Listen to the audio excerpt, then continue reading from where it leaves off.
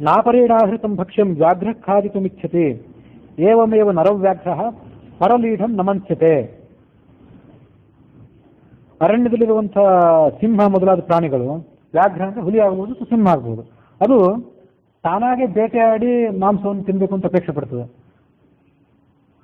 ಹೊರತು ಬೇರೆ ಯಾವುದೋ ಪ್ರಾಣಿಗಳು, ನರಿಯೋ ಇಲಿಯೋ ಅಥವಾ ತೋಳವೋ ಮತ್ತೆ ಯಾವುದೋ ಪ್ರಾಣಿ ಬೇಟೆಯಾಡಿದ ಮಾಂಸ ಇದ್ರೆ ಅದನ್ನು ತಿನ್ನಬೇಕು ಅಂತ ಅಪೇಕ್ಷೆ ಪಡೋದಿಲ್ಲ. ಅದು ಮತ್ತೆ ಕುಂಭ ಪರಿಣಾಹಿನಿ ಕುಂಕುಮಾರ್ದ್ರೆ, ಅದು ಆ ಸಿಂಹದ ಶಕ್ತಿ ಅಂತದ್ದು, ಅದರ ಅಪೇಕ್ಷೆ ಅಂತದ್ದು ಅಂತಂದ್ರೆ ಯಾವಾಗಲೂ ಆನೆಯ ಕುಂಭಸ್ಥಳದ ಮೇಲಿನ ಮಾಂಸವನ್ನು ತಿಂದು ಅಭ್ಯಾಸ ಅಂತ ಅದಕ್ಕೆ. ಅದು ಆ ಮಾಂಸವನ್ನು ತಿಂತದೇ ಹೊರತು ಕ್ಷುತ್ಕ್ಷಾಮೋಪಿ ದರಾಕ್ಷಸೋಪಿ ಕಿಂ ಜೀರ್ಣಂ ತೃಣಮತ್ತಿ ಮಾನಮಹತಾಂ ಅಗ್ರೇಸರ ಕೇಸರಿ. ಮಾನಮಹತಾಂ ಅಗ್ರೇಸರ, ಅಭಿಮಾನನೇ ದೊಡ್ಡದಂತ ಸಿಂಹ, ಹುಲಿ ಮೊದಲಾದವುಗಳಿಗೆ. ಹೊಸದಿದ್ರೂ ಕೂಡ ಮಾಂಸ ಸಿಕ್ಕರೆ ಮಾಂಸ ತಿಂತದೆ, ಆನೆ ಗೊಂಡಸ್ಥಳದ ಮೇಲಿನ ಮಾಂಸ. ಕಿಂ ಜೀರ್ಣಂ ತೃಣಂ ನ ಅತ್ತಿ, ಒಣ ಹುಲ್ಲನ್ನು ಮಾತ್ರ ಎಂದೂ ತಿನ್ನೋದಿಲ್ಲ ಅಂತ ಸಿಂಹ, ಹುಲಿ ಮೊದಲ ಪ್ರಾಣಿಗಳ ಸ್ವಭಾವದ ವರ್ಣನೆ. ಅದೆಲ್ಲ ಅದನ್ನ ಆ ಹುಲಿಗಳ ಮತ್ತು ಸಿಂಹಗಳ ನೆಪದಿಂದ ಅಭಿಮಾನಧನರಾದಂತಹ ಮನುಷ್ಯರಿಗೆ ವರ್ಣನೆ ಮಾಡೋದು ಪದ್ಧತಿ, ಆ ಕವಿಗಳ ಧ್ವನಿ ಅದು. ಹವಿರಾಜ್ಯಂ ಪುರೋಡಾಶಾಹ ಕುಶಾಹ ಯೂಪಾಶ್ಚ ಖಾದಿರಾಹ ನೈತಾನಿ ಯಾತಯಾಮಾನಿ ಕುರುವಂತಿ ಪುನರಧ್ವರೆ. ಆ ಕೌಸಲ್ಯ ಹೇಳಿದ್ರು, ಕೆಲವು ವಸ್ತುಗಳ ಪಟ್ಟಿಯನ್ನೇ ಕೊಟ್ಲು ಅವಳು. ಈ ಕೆಲವು ವಸ್ತುಗಳೇನಿವೆ, ಈ ಕೆಲವು ವಸ್ತುಗಳನ್ನು ಒಮ್ಮೆ ಉಪಯೋಗ ಮಾಡಿದ ಮೇಲೆ ಮತ್ತೊಮ್ಮೆ ಅದನ್ನು ಉಪಯೋಗ ಮಾಡ್ಲಿಕ್ಕೆ ಹೋದ್ರೆ ಅದು ಸಂಗಳು ಅಂತ ಅನಿಸ್ಕೋತದೆ, ಮೀಸಲು ಮುರಿದಂತಹ ವಸ್ತು ಅಂತ ಅನಿಸ್ಕೋತದೆ. ಹವಿಹಿ ಅಂದ್ರೆ ಚರು, ಯಜ್ಞದಲ್ಲಿ ಹಾಕಬೇಕಾದಂತಹ ಅನ್ನ ಮೊದಲಾದವುಗಳನ್ನು ತಯಾರು ಮಾಡಿದಂತಹ ಚರು. ಆಜ್ಯ ಅಂದ್ರೆ ತುಪ್ಪ.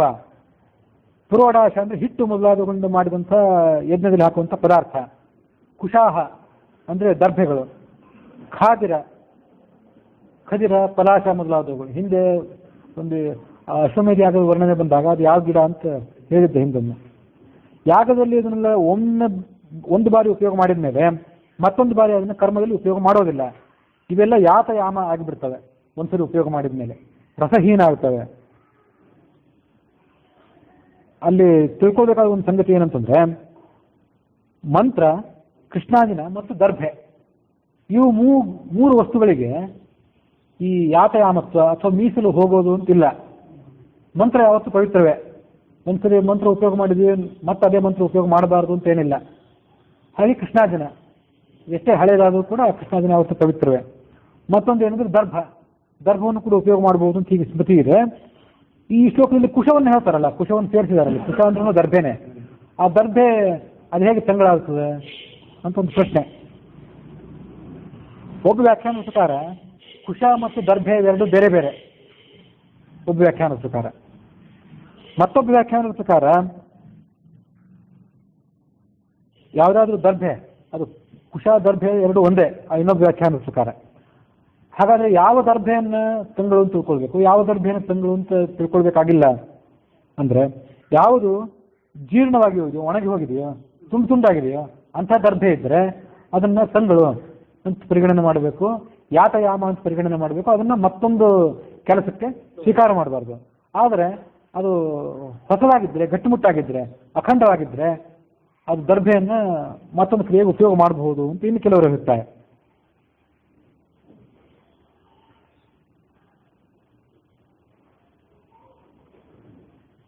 ಹೀಗೆ ವ್ಯಾಖ್ಯಾನಕಾರರು ಅದ್ರ ಬಗ್ಗೆ ನಾನಾ ರೀತಿಯಾದ ಅಭಿಪ್ರಾಯಗಳನ್ನು ವ್ಯಕ್ತಪಡಿಸ್ತಾರೆ.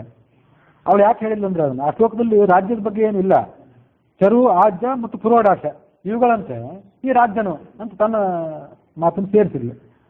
ಭರತ ರಾಜ್ಯವನ್ನು ಸ್ವೀಕಾರ ಮಾಡಿದ ಅಂತಂದ್ರೆ ಆ ರಾಜ್ಯವು ಕೂಡ ಯಾತಯಾಮ ಆಗಿಬಿಡ್ತದೆ, ಸಾರರಹಿತ ಆಗ್ತದೆ, ಸಾರರಹಿತವಾದಂತಹ ಮದ್ಯದಂತೆ ಆಗಿಬಿಡ್ತದೆ.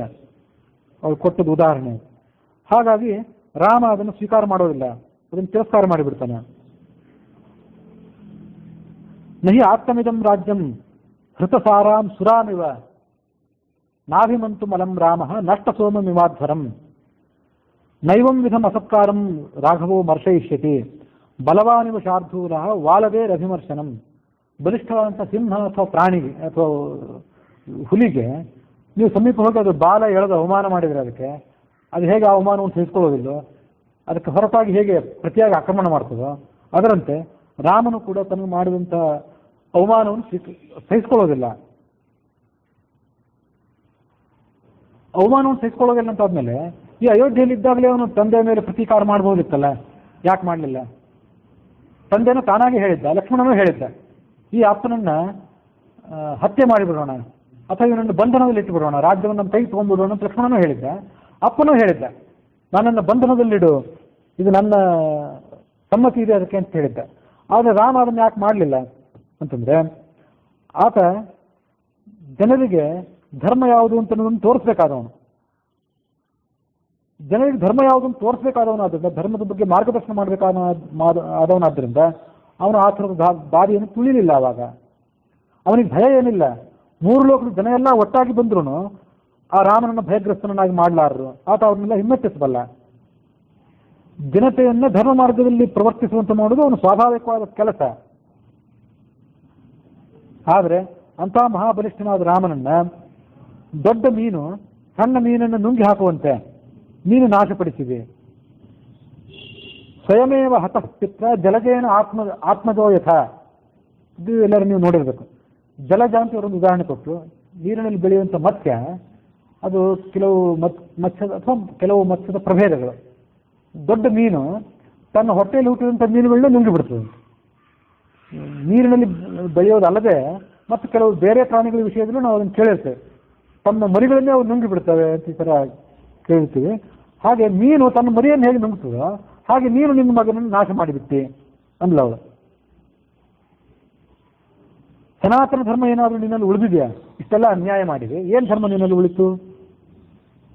ನೀನು ನಿಶ್ಚಯವಾಗಿ ಹೀನನಾಗಿದ್ದೆ. ಶಾಸ್ತ್ರ ಏನು ಹೇಳ್ತದಂದ್ರೆ, ಗತಿರೇಕಃ ಗತಿರ್ನಾರ್ಯಾ ದ್ವಿತೀಯ ಗತಿರಾತ್ಮಜಃ ತೃತೀಯ ಜ್ಞಾತಯೋರಾಜನ್ ಚತುರ್ಥಿ ನೇಹ ವಿದ್ಯತೆ.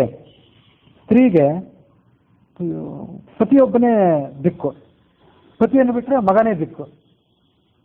ಆ 3ನೇವರು ಅಂದರೆ ಅವರಿಬ್ಬರೂ ಇಲ್ಲ ಅಂತ ಆದ್ಮೇಲೆ ಬಂಧುಗಳು. 4ನೇ ಗತಿ ಅಂತೂ ಇಲ್ಲವೇ ಇಲ್ಲ. ಇವಳು ಅದನ್ನ ಯಾಕೆ ಹೇಳಿದ್ಲು ಅಂತಂದ್ರೆ, ನನಗೀಗ ನೀನೂ ಇಲ್ಲದಂತಾಗಿದ್ದಿ, ರಾಮನೂ ಇಲ್ಲದಂತಾಗಿದ್ದಾನೆ ಅಂತ ಹೇಳೋ ಉದ್ದೇಶ ಅವಳದು.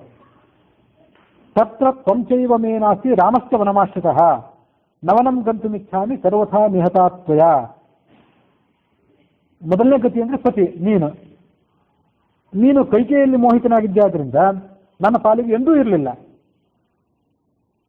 ತತ್ರ ತ್ವಂ ಚೈವ ಮೇ ನಾಸ್ತಿ, ಎಂದು ನೀನು ಇವತ್ತಲ್ಲ, ಈ ಕಾಲಕ್ಕೆ ಅಂತಲ್ಲ, ರಾಮನನ್ನು ಕಾಡಿಗೆ ಓಡಿಸಿದ್ದೆ ಅನ್ನೋ ಕಾರಣಕ್ಕಾಗಿ ನಾನು ನೀನು ಕಳ್ಕೊಂಡೆ ಅಂತಲ್ಲ, ಮೊದಲಿಂದ ನೀನು ಸ್ವಭಾವ ಹಾಗೆ ಅಂದ್ಬಿಟ್ಲು ಅವಳು.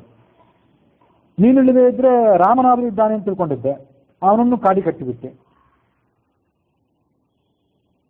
ಇನ್ನು ನಾನೇನಾದರೂ ರಾಮನನ್ನು ಹಿಂಬಾಲಿಸಿ ಕಾಡಿಗೆ ಹೋಗಿಬಿಟ್ಟಿದ್ದೆ, ನನ್ನ ಪಾತಿವ್ರತ್ಯ ಧರ್ಮಕ್ಕೆ ಭಂಗ ಬರ್ತಿತ್ತು, ಹಾಗಾಗಿ ನಾನು ಇಲ್ಲೇ ಉಳಿತೀನಿ, ಆದರೆ ನೀನು ಮಾತ್ರ ನನ್ನನ್ನು ಹಾಳು ಮಾಡಿದೆ ಅಂದ್ಲವಳು. ನೀನು ಇಂಥ ಅಧರ್ಮದ ಮಾರ್ಗ ಹಿಡಿದು ನನ್ನನ್ನು, ನನ್ನ ಮಗನನ್ನು ಮಾತ್ರ ನಾಶ ಮಾಡಲಿಲ್ಲ, ಇಡೀ ಸಾಮ್ರಾಜ್ಯವನ್ನೇ ನಾಶ ಮಾಡಿದೆ. ಮಂತ್ರಿಗಳು, ಪಟ್ಟಣಿಗರು, ಇಡೀ ಊರೆಲ್ಲ ಹಾಳಾಗಿ ಹೋಗಿದೆ. ಎಲ್ಲರೂ ಹಾಳಾಗಿ ಹೋಗ್ಬಿಟ್ಟು ಎಲ್ಲರೂ ಭ್ರಷ್ಟರಾದರು, ಎಲ್ಲರೂ ದುಃಖಿತರಾದರು. ಸುತಶ್ಚ ಭಾರ್ಯ ಚ ತವ ಪ್ರಶಸ್ತವು. ಸಂತೋಷದಿಂದಿರೋರು ಅಂದರೆ ನೀನು, ನಿನ್ನ ಹೆಂಡತಿ. ಸುತ ಅಂದ್ರೆ ಮಗ, ಭಾರ್ಯ ಅಂದರೆ ಹೆಂಡತಿ ಅಂತಷ್ಟೇ ಹೇಳಿದರು. ಅದನ್ನ ವ್ಯಾಖ್ಯಾನದಲ್ಲಿ ಎಲ್ಲರೂ ಹಾಳಾಗಿ ಹೋಗಲಿ, ನಿನ್ನ ಪ್ರೇಯಸಿ ಮತ್ತು ಪ್ರೇಮ ಪುತ್ರ ಇವರಿಬ್ಬರು ಮಾತ್ರ ಅತ್ಯಂತ ಪ್ರಹಷ್ಟರಾಗಿದ್ದಾರೆ ಅಂತ ವ್ಯಾಖ್ಯಾನದಲ್ಲಿ ಅದನ್ನ ಬರೇ ಪುತ್ರ ಅಂತ ಹೇಳಿಲ್ಲ, ಪ್ರೇಮ ಪುತ್ರ. ಅವಳು ಪ್ರೇಮ ಪತ್ನಿ ಅಂದಮೇಲೆ ಅವಳು ಅಲ್ಲಿ ಹೊಟ್ಟೆದ ಹುಟ್ಟಿದ ಮಗನೂ ಪ್ರೇಮ ಪುತ್ರನೇ ಆಗಿದ್ದಿರಬೇಕು. ವ್ಯಾಖ್ಯಾನಕಾರರಿಗೆ ವಾಲ್ಮೀಕಿ ವ್ಯಕ್ತಪಡಿಸಿದ ಕ್ರೋಧಕ್ಕಿಂತ ಆಕ್ರೋಶಕ್ಕಿಂತ ಹೆಚ್ಚು ಆಕ್ರೋಶ ಬಂದಿದ್ದಿರಬೇಕು. ಅದಕ್ಕಾಗಿ ಅವರು ಸುತ ಅಂದರೆ ಬರೇ ಸುತ ಅಂತ ಹೇಳಲಿಲ್ಲ, ಅದನ್ನವರು ಪ್ರೇಮ ಪುತ್ರ. ಭಾರ್ಯ ಅಂದರೆ ಹೆಂಡತಿ ಅಂತ ಅಷ್ಟೇ ಹೇಳಲಿಲ್ಲ, ನೀನು ಪ್ರೇಯಸಿ. ಅವಳು ಭಾರ್ಯ ಅಂತ ಅನ್ಬೇಕಾಗಿಲ್ಲ, ಅವಳನ್ನು ಪ್ರೇಯಸಿ ಅನ್ನೋದು ಹೆಚ್ಚು ಉಚಿತ ಅಂತ ವ್ಯಾಖ್ಯಾನಕಾರರು ಭಾವಿಸಿರಬೇಕು. ಹೀಗೆ ಬಹಳ ಕಠೋರವಾಗಿ ಮಾತಾಡಿಲ್ಲ. ಅದನ್ನು ಕೇಳಿ ಆತ ಸಂಕಟಪಟ್ಟು ಮೂರ್ಛಿತನಾಗಿಬಿಟ್ಟ.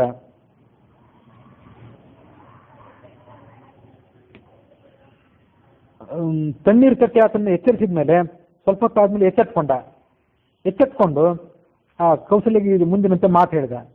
ತಾನು ಏನು ಮಾಡಿದ್ದಿರಬೇಕು, ತನಗೆ ಈ ದುಃಖದ ಪರಿಸ್ಥಿತಿ ಬರಲಿಕ್ಕೆ ಏನು ಕಾರಣ, ಅದನ್ನು ಕೂಡ ಆತ ಆಲೋಚನೆ ಮಾಡಿದ. ಹೀಗೆ ಆಲೋಚನೆ ಮಾಡಿ ಮಾಡಿ ಬಹಳ ಹೊತ್ತಾದ್ಮೇಲೆ ಮೂರ್ಛೆ ಹೋದ. ಮತ್ತೆ ಸ್ವಲ್ಪ ಹೊತ್ತು ಆದ್ಮೇಲೆ ಮೂರ್ಛೆ ಮರಳಿ ಬಂತು. ಹೀಗೆ ಆ ಕೌಸಲ್ಯ ಏನೋ ಒಂದ್ಸರಿ ಕಂಡುಬಿಟ್ಟು ನೋಡಿದ, ಮತ್ತೆ ಚಿಂತಾಕ್ರಾಂತ ಆದ. ಹೀಗೆಲ್ಲ ಆಲೋಚನೆ ಮಾಡ್ತಿದ್ದಾಗ ನನ್ನ ಈಗಿನ ಪರಿಸ್ಥಿತಿ ಕಾರಣ ಏನು ಅನ್ನೋದು ಹಿಂದಿನ ನಡೆದ ಒಂದು ಘಟನೆ ಅದು ಆತನಿಗೆ ನೆನಪಿಗೆ ಬಂತು. ಅದು ವಾಲ್ಮೀಕಿ ರಾಮಾಯಣದ ಅಯೋಧ್ಯಾಕಾಂಡದಲ್ಲಿದೆ. ಆನಂದ ರಾಮಾಯಣದಲ್ಲಿ ತಾರಕಾಂಡದಲ್ಲಿ ಮೊದಲನೇ ಸರ್ಗದಲ್ಲಿ ಆ ಕಥೆ, ಶ್ರವಣಕುಮಾರನ ಕಥೆ. ಶಬ್ದವೇದಿ ವಿದ್ಯೆಯಿಂದ ತಾನು ಮಾಡಿದಂಥ ಕೆಟ್ಟ ಕೆಲಸ ಆತನ ನೆನಪಿಗೆ ಬಂತು.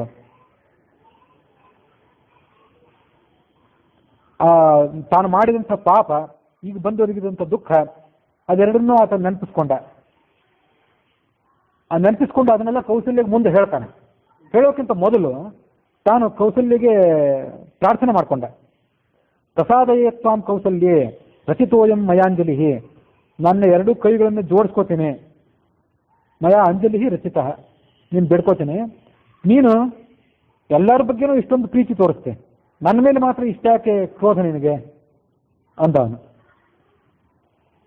ಭರ್ತ ತು ಖಲು ನಾರೀಣಾಂ ಗುಣವಾನ್ ನಿರ್ಗುಣೋಪಿ ವಾ ಧರ್ಮಂ ವಿಮೃಶಮಾನಾನಾಂ ಪ್ರತ್ಯಕ್ಷಂ ದೇವಿ ದೈವತಂ. ಸ್ತ್ರೀಯರಿಗೆ, ಪತ್ನಿಗೆ ಗಂಡನೇ ಯಾವತ್ತೂ ಕೂಡ ಪ್ರತ್ಯಕ್ಷವಾದಂಥ ದೇವತೆ. ಅವನು ಧರ್ಮ ಮಾರ್ಗದಲ್ಲೇ ಇರಲಿ ಅಥವಾ ಅಧರ್ಮ ಮಾರ್ಗದಲ್ಲೇ ಇರಲಿ, ಗುಣವಾನ್ ನಿರ್ಗುಣೋಪಿವ, ಹಾಗಿದ್ರೂ ಕೂಡ ಆತನೇ ಪ್ರತ್ಯಕ್ಷ ದೇವತೆ. ಆತನ ನೀನು ಅವಮಾನಿಸಬಾರ್ದು ನನ್ನನ್ನು ನೀನು ಅಂತಂದ ಅವನು. ಅಲ್ಲಿ ದಶರಥನ ನೆಪದಿಂದ ನಾವೇನು ತಿಳ್ಕೊಳ್ಬೇಕಂತಂದ್ರೆ, ದೇವತೆ ಅಂತ ಅನ್ನೋದೆಲ್ಲ ಸರಿನೇ, ನಾನು ಅದನ್ನು ಹೆಚ್ಚೇನು ಹೇಳಬೇಕಾಗಿಲ್ಲ. ಹೇಳಿದ್ರೆ ಮತ್ತೆ ಯಾಕೆ ಅದು ಸ್ತ್ರೀಯರ ಪಕ್ಷಪಾತ ಯಾಕೆ ಮಾಡ್ತೀವಿ, ನೀವೇನಾರು ಆರೋಪ ಮಾಡ್ಬೋದು. ಹೇಳಿದಷ್ಟೇ, ಸ್ತ್ರೀಯನ್ನು ಬೈಬೇಕಾದ ಮಾತು ಮುಂದೊಂದು ಕಡೆ ಬರೋದಿದೆ.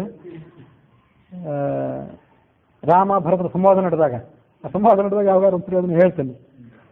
ಅದು ದೇವತೆ ಅಂತ ಶಾಸ್ತ್ರ ಹೇಳಿರೋದಿಲ್ಲ ಸರಿ, ಆ ದೇವತೆ ಅಂತ ಅವ್ನು ನಡ್ಕೋಬೇಕಲ್ಲ, ಅವ್ನು ನಡ್ಕೊಳ್ಳೋದ್ರಿಂದ ಹಾಳಾದ, ಆ ಥರ ಒಂದು ಬಯಸ್ಕೋಬೇಕಾಯ್ತು.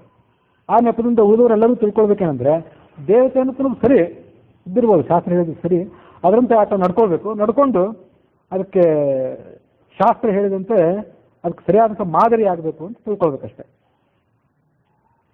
ಹಾಗಾಗಿ ಲೋಕದ ಮರ್ಯಾದೆಯನ್ನು ನೀನು ತಿಳ್ಕೊಂಡಿದ್ದೆ, ಇಷ್ಟೆಲ್ಲ ನೀನು ತಿಳ್ಕೊಂಡಿದ್ರೂ ಕೂಡ ಪತಿಯಾದಂಥ ನನ್ನ ಬಗ್ಗೆ ಇಷ್ಟೊಂದು ಕಠೋರವಾಗಿ ಮಾತನಾಡ್ತಿದೆಯಲ್ಲ, ಇದು ಉಚಿತ ಅಲ್ಲ.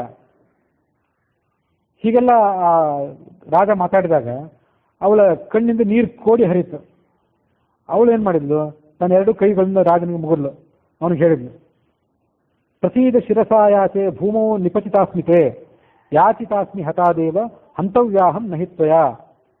ಭೂಮಿ ಮೇಲೆ ಬಿದ್ದು ನಾನು ನಿನ್ನ ಬೇಡ್ಕೊಳ್ತೇನೆ, ನೀನು ನನ್ನ ವಿಷಯದಲ್ಲಿ ಪ್ರಸನ್ನನಾಗಬೇಕು, ನೀನು ನನ್ನನ್ನು ಬೇಡ್ಕೋಬಾರ್ದು, ನನ್ನ ವಿಷಯಕ್ಕೆ ಕೆಟ್ಟ ಮಾತಾಡಬೇಡ, ಚುಚ್ಚು ಮಾತಾಡಬೇಡ ಅಂತ ಬೇಡ್ಕೊಂಡೆಯಲ್ಲ, ಆ ಥರ ನೀನು ನನ್ನನ್ನು ಬೇಡಬೇಡ.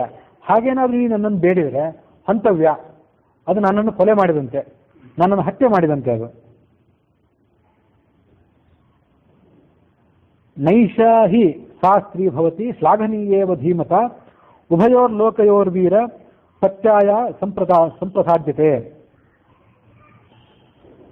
ಗಂಡನ ವಿಷಯದಲ್ಲಿ ಸ್ತ್ರೀ ಆದವಳು ವಿಧೇಯಳಾಗಿರಬೇಕು, ಗಂಡನ ಅನುಗ್ರಹವನ್ನು ತಾನು ಅಪೇಕ್ಷೆ ಪಡಬೇಕು, ಹೊರತು ಗಂಡನೇ ನನ್ನ ಅನುಗ್ರಹವನ್ನು ಅಪೇಕ್ಷೆ ಪಡಬೇಕು, ಗಂಡನೇ ನನಗೆ ತಗ್ಗಿ ನಡೀಬೇಕು ಅಂತ ಅವಳು ಏನಾದರೂ ಅಪೇಕ್ಷೆ ಪಟ್ಟರೆ ನಸಾ ಸಾಧ್ವಿ, ಅವಳನ್ನು ಸಾಧ್ವಿ ಅಂತ ಪರಿಗಣನೆ ಮಾಡೋದು ಸರಿಯಲ್ಲ. ನಾನು ಪತಿವ್ರತಾ ಧರ್ಮವನ್ನೆಲ್ಲ ಸರಿಯಾಗಿ ತಿಳಿದವಳೇ ಆಗಿದ್ದೇನೆ, ಸತ್ಯವಾದಿನೂ ಹೌದು, ಆದರೂ ಮಗನನ್ನು ಕಳ್ಕೊಂಡಲ್ಲ ಅನ್ನೋ ದುಃಖಕ್ಕೊಳಗಾಗಿ ಅನುಚಿತವಾಗಿ ಏನೇನು ಚುಚ್ಚು ಮಾತಾಡಿಬಿಟ್ಟೆ, ಅದಕ್ಕಾಗಿ ನನ್ನನ್ನು ಕ್ಷಮಿಸು. ಶೋಕ ಮನುಷ್ಯನಿಗೆ ದೊಡ್ಡ ಶತ್ರು, ಅದು ಶೋಕಕ್ಕೆ ಸಮಾನವಾದಂಥ ಶತ್ರು ಬೇರೆ ಯಾರೂ ಇರೋದಿಲ್ಲ. ಧೈರ್ಯ, ಧರ್ಮಜ್ಞಾನ ಎಲ್ಲವನ್ನೂ ಹಾಳು ಮಾಡ್ತದೆ ಅದು. ಹೆಚ್ಚೇನು ಹೇಳಿ, ಮಾನವನ ಸರ್ವಸ್ವಕ್ಕೂ ಅದು ನಾಶಕ. ಶೋಕೋ ನಾಶಯತೆ ಸರ್ವಂ. ಶತ್ರುವಿನ ಕೈಯಲ್ಲಿದ್ದಂಥ ತೀಕ್ಷ್ಣವಾದ ಆಯುಧದ ಪ್ರಹಾರವನ್ನು ಅದು ತಡ್ಕೋಬಹುದು, ಆದರೆ ವಿಧಿ ಕೊಡುವಂಥ ದುಃಖದ ಏಟೇನಿದೆ ಅದನ್ನು ಮಾತ್ರ ತಡ್ಕೊಳ್ಳೋಕ್ಕಾಗೋದಿಲ್ಲ. ರಾಮ ವನವಾಸಕ್ಕೆ ಹೋಗಿ 5 ದಿವಸಗಳಾಯಿತು, ಆದರೆ ಆ ವನವಾಸಕ್ಕೆ ಹೋದ ಅನ್ನುವ ದುಃಖದಿಂದ ನಮಗೆ ಏನು ಖಡ್ಗದ ಏಟು ಬಿದ್ದಿದೆ. ಆ 5 ದಿವಸಗಳು 5 ವರ್ಷದಂತೆ ಕಳೆದಿವೆ. ಹಾಗಾಗಿ ನನಗೆ ದುಃಖವನ್ನು ತಡ್ಕೊಳ್ಳಿಕ್ಕಾಗ್ತಿಲ್ಲ. ಹಾಗಾಗಿ ನಾನು ನಿನಗೆ ಚುಚ್ಚು ಮಾತಾಡಬೇಕಾಯ್ತು ಅಂತ ಹೀಗೆ ಅವಳು ಕೌಸಲ್ಯ ರಾಜನ ಅನುಗ್ರಹವನ್ನು ಬೇಡಿದ್ಲು. ರಾಜ ತಾನು ಹಿಂದೆ ಯೌವನದಲ್ಲಿದ್ದಾಗ ಆ ಶ್ರವಣ ಕುಮಾರನ ಹತ್ಯೆಯನ್ನು ಏನು ಮಾಡಿದ್ದ ಅದನ್ನ ನೆನಪಿಸಿಕೊಂಡು ದುಃಖ ಪಡ್ತಾ ಮತ್ತೊಮ್ಮೆ ನಿದ್ರೆಗೆ ವಶ ಆದ ಅನ್ನೋಲ್ಲಿಗೆ ವಾಲ್ಮೀಕಿ ರಾಮಾಯಣದ ಅಯೋಧ್ಯಾಕಾಂಡದ 62ನೇ ಸರ್ಗ ಮುಕ್ತಾಯ ಆಗಿದೆ.